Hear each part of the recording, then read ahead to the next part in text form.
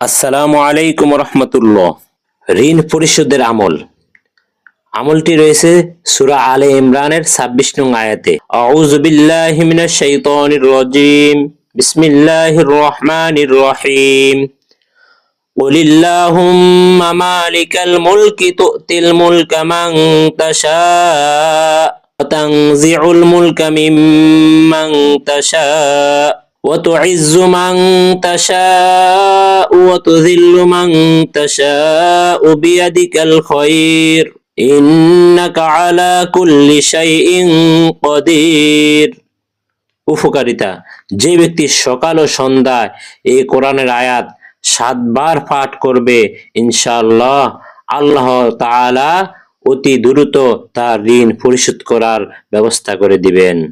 আপনি যদি এরকম ইসলামিক ভিডিওগুলো দেখতে পছন্দ করেন, তাহলে পরবর্তী ভিডিওগুলো সহজে পেতে আমাদের চ্যানেলটি সাবস্ক্রাইব করে পাশে থাকুন।